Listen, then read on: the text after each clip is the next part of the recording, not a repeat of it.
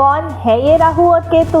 जब ये एक साथ आ जाते हैं तो क्या फल देते हैं? न्यूमरोलॉजी में इनके साथ आ जाने पर व्यक्ति पर क्या प्रभाव पड़ता है?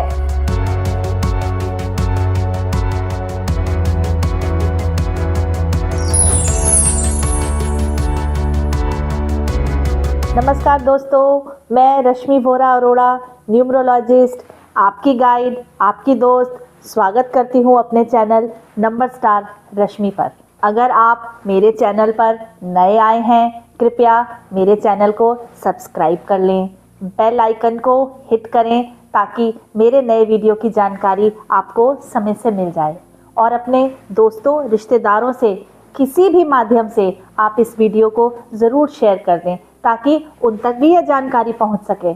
कृपया यह वीडियो अंत तक ज़रूर देखें, क्योंकि हो सकता है कि अगर आप ये अंत तक ना देखें तो आपसे कोई इम्पॉर्टेंट जानकारी मिस हो जाए। तो आइए सबसे पहले जानते हैं कि कौन है ये राहु केतु और न्यूमरोलॉजी से इनका क्या संबंध है। दोस्तों, अकॉर्डिंग टू ज्योतिष, समुद्र मंथन के वक्त स्वर भानु नाम का एक दानव था। उसने धोखे से दिव्य अमृत की कुछ बूंदें पी ली थी। सूर्य और चंद्रदेव ने उसे पहचान लिया और मोहिनी अवतार में भगवान विष्णु को जाकर बता दिया। इससे पहले कि अमृत उसके गले से नीचे उतरता, विष्णु जी ने उसका गला अपने सुदर्शन चक्र से काटकर अलग कर दिया, परंतु तब तक उसका सिर अमर हो चुका था। यही सिर राहु और यही धड़ केतु बना। न्यूमरोलॉजी में राहु नंबर 4 को रूल करता है। अगर किसी व्यक्ति का जन्म किसी भी मंथ की 4, 13, 22 या 31 तारीख को हुआ है तो उसका मूलांक 4 होता है, जिसे हम ड्राइवर नंबर 4 भी कहते हैं। अगर आपके बर्थ डेट के डे, मंथ, ईयर को ऐड करके उसका टोटल डिजिट सिंगल नंबर 4 आ जाता है तो उसे भाग्यांक या कंडक्टर 4 भी कहते हैं। ऐसे लोगों में अक्सर राहु के प्रत्यक्ष गुण देखने को मिल जाते हैं, क्योंकि राहु के पास यानी कि 4 नंबर के पास सिर्फ सिर है, मतलब दिमाग है, इसलिए उनका दिमाग बहुत तेज होता है। दिमाग से काम करने वाले काम ये बखूबी कर लेते हैं, जैसे कि वैज्ञानिक पढ़ाई, टेक्निकल पढ़ाई, भरपूर नॉलेज होने के साथ साथ बहुत इंटेलिजेंट होते हैं ये लोग, डिसिप्लिन्ड होते हैं ऐसे लोग, और वक्त की कद्र करने वाले होते हैं। किसी भी इवेंट को बहुत अच्छे से ऑर्गेनाइज कर लेते हैं, रिस्क लेने वाले होते हैं, रुपया पैसा, धन दौलत सब कुछ पा लेना चाहते हैं और उस चाहत की कोई सीमा भी नहीं होती। साइंटिस्ट, इंजीनियर्स, डॉक्टर्स जैसी उच्च शिक्षा प्राप्त करके ये बहुत ऊंचे ऊंचे पदों पर पहुंचते हैं। बहुत अच्छे शेफ भी होते हैं। अपनी उंगलियों से, अपने हाथ से कई तरह के कलात्मक बेजोड़ काम कर पाते हैं। अब बात करते हैं राहु के निचले भाग की, जो कट कर अलग होकर केतु बना। केतु की अपनी ही विशेषताएं होती हैं। न्यूमरोलॉजी में केतु 7 नंबर को रूल करता है। जो व्यक्ति किसी भी महीने की 7, 16, 25 तारीख को पैदा हुए हैं या उनके बर्थडे के डे, मंथ, ईयर को ऐड करके सिंगल डिजिट 7 आता है तो वह केतु से रूल होते हैं। केतु मतलब स्वर भानु दानव का धड़। अब इसके पास सिर तो है नहीं, सिर्फ धड़ ही धड़ है, यानी कि इसके पास अपनी सोचने की क्षमता तो है ही नहीं। ईश्वर बहुत महान है, जब वह कुछ ले लेता है तो उसके बदले में कुछ दे भी देता है। केतु को दिमाग नहीं है, पर ईश्वर ने उसे इंट्यूशन पावर दी है।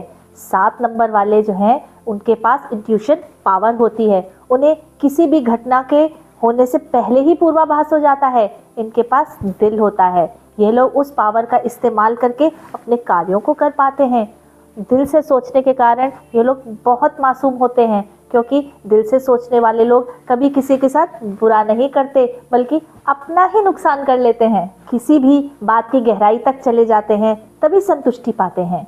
रिसर्च कर लेते हैं अपने मनपसंद सब्जेक्ट्स की, रिसर्चर बनते हैं और जासूस बनते हैं, साइंटिस्ट बनते हैं। आध्यात्म ही इनका अंतिम लक्ष्य होता है। ये तो करी हमने राहु केतु के अलग अलग बात।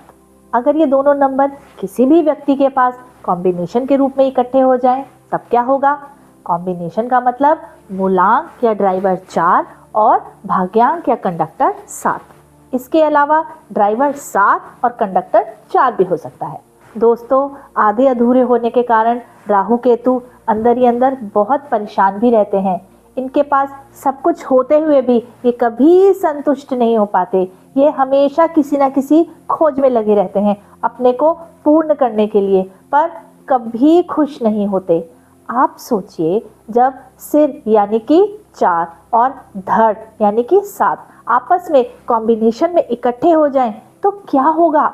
आपस में एक हो जाएंगे तो पूरा हो जाएगा एक शरीर और आपस में एक बन जाएंगे। दोस्तों, ये कॉम्बिनेशन दिखाता है 4 यानी हेड और 7 यानी सोल का मिलन। ऐसे लोग बुद्धिमान, स्ट्रॉन्ग और इंट्यूटिव होते हैं। चैलेंज भी फेस करते हैं ऐसे लोग, क्योंकि राहु केतु अलग अलग विचार रखते हैं। राहु मटेरियलिस्टिक चीज़ों की तरफ आकर्षित होता है और केतु इनसे दूर होकर अध्यात्म की तरफ जुड़ जाता है। इनमें अंदर ही अंदर द्वंद्व चलता रहता है कि किस दिशा की ओर चलें। सक्सेस देर से मिलती है, फिर इन्हें धीरज रखना पड़ता है। ड्राइवर 4 और कंडक्टर 7 ऐसे लोग आत्मविश्लेषण करते हैं, मतलब इंट्रोस्पेक्टिव होते हैं। आध्यात्मिक यानी कि स्पिरिचुअल होते हैं। बहुत गहरे और मीनिंगफुल रिश्तों को ही पसंद करते हैं। ये लोग ऑकल्ट साइंस में अद्भुत होते हैं। एजुकेशन फील्ड में भी अच्छा करते हैं। हीलिंग प्रोफेशन में जाते हैं। एडमिनिस्ट्रेशन में होते हैं और अपनी बेस्ट रिसर्च फील्ड में बहुत अच्छा करते हैं। तथ्यों और डेटा के आधार पर ही डिसीजंस लेते हैं ऐसे लोग। ऐसे ही 7-4 का कॉम्बिनेशन है। 7 ड्राइवर और 4 कंडक्टर। यह केतु की विजडम और राहु की एम्बिशन का यूनियन है। बैलेंस बन जाता है आत्मविश्लेषण और व्यवहारिकता में। ऐसे लोग रिसर्च और एडमिनिस्ट्रेशन फील्ड में जाते हैं। राहु का दिमाग और केतु की प्लानिंग एक अच्छा प्रॉब्लम सॉल्वर बना देती है। सोचते बहुत हैं ऐसे लोग, सोचते ही रह जाते हैं। कई बार तो अपॉर्चुनिटीज़ भी इनके हाथ से निकल जाती है। रिस्क लेने से इन्हें सक्सेस मिलती है। तो जाना आपने कि राहु और केतु मिलकर क्या कर सकते हैं? धमाल कर सकते हैं।